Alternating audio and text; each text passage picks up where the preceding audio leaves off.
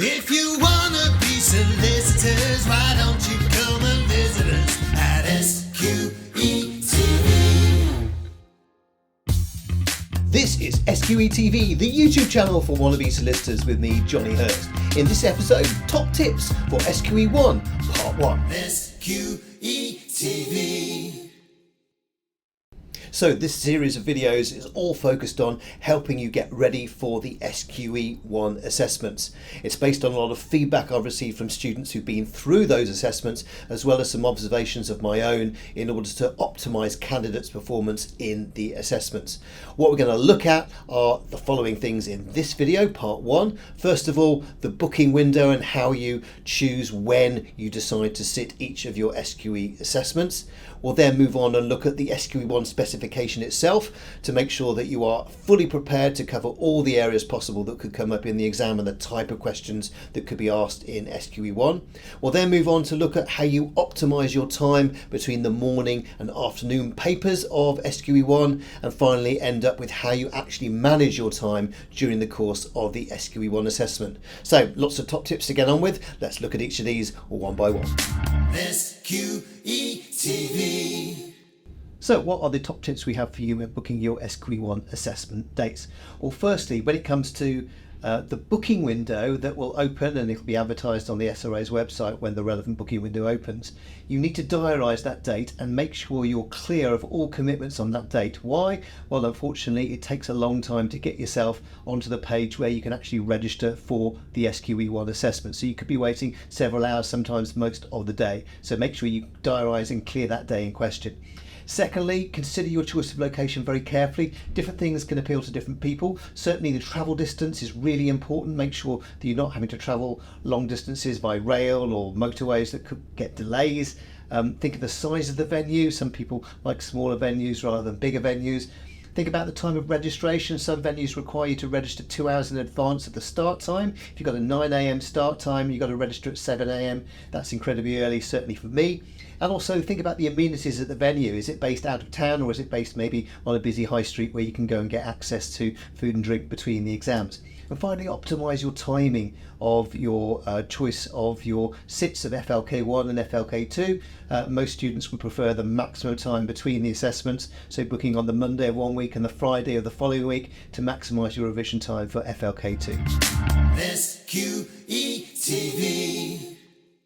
You need to be familiar with the SQE1 specification because you need to know how you're going to be assessed. So get familiar with it. There's a link you can see in the comments below this video. So the list of subjects, first of all, you should know what's going to be covered in FLK1 and FLK2. You can see those on the screen now, those black lettered all subjects and practice areas. But remember, there are areas that are pervasive across all subjects, such as tax and professional conduct. Make sure you're ready to answer those questions as well. The types of questions will vary, so be prepared for those. So you could be asked to demonstrate an understanding of a legal principle, or be able to give advice on a given set of facts, maybe do a tax calculation, or say what steps you take and why. Those could be the variations in the various different MCQ options you're expected to answer. So a whole host of different ways you can be assessed. Make sure you're ready for all of those by being familiar with the specification. SQETV. Top tip, optimise the time between the morning and afternoon parts of your SQE1 assessment. Why? Well, there's only a nominal 60-minute break, but actually by the time you've filed out of the room and spent time filing back into the room for the afternoon exam, there's probably a lot less than 60 minutes. So maximise the time for you to prioritise things like having a lunch, and I'd certainly recommend you bring a packed lunch rather than rely on facilities at the venue that may have very long queues. Make sure you take a comfort break, hydrate, get those energy levels back up, and then spend the remaining time trying to get yourself back into the zone. Some people prefer to just take a walk on the high street, get some air if you can do that. But also, if you want to get your nose in the books, obviously look at some of the areas that didn't crop up in the assessment, because remember, the morning and afternoon assessments will cover the whole range of subjects for those practice areas and black letter law areas. Chances are something different will come up in the course of the afternoon. SQETV. Here's a top tip for managing your time effectively during the course of any SQE1 assessment. This is based on feedback I've received from students. So you've got 2 hours 33 minutes to answer 90 questions either in the morning or the afternoon. So let's see how that 2 hours 33 minutes should be allocated, which gives you an average of 1 minute 42 seconds for each of the 90 questions you need to answer in that time.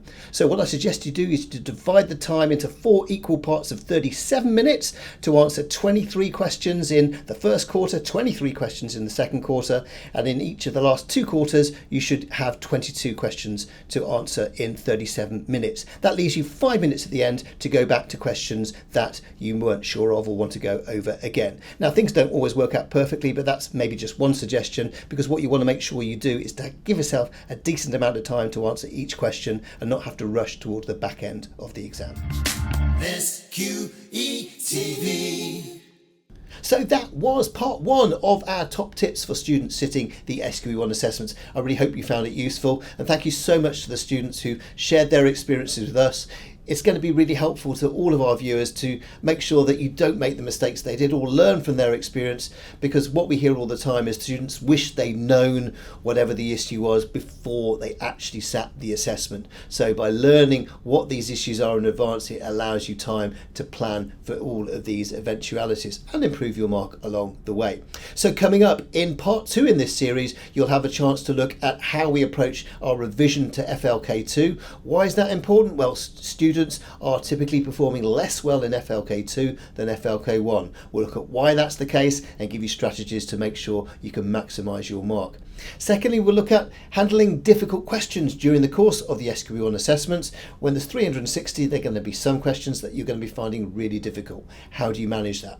Thirdly, we'll look at maths type questions, how you use the desktop calculator during the course of SQE1. And finally, we'll look at the anatomy of a typical FLK1, FLK2 question, how these multiple choice questions are broken down. We'll look at exactly what they consist of and what Kaplan and the SRA are looking for in their answers, and how they draft the questions to distract you away from the actual genuine answer. So lots of stuff to get your teeth into when it comes to further episodes. In the meantime, thank you so much for watching. Remember, all our episodes drop at 3 o'clock every Wednesday afternoon, and as you should know by now, at the end of every SQE TV episode, we always say it's now time for the jingle. If you wanna be solicitors, why don't you come and visit us at SQE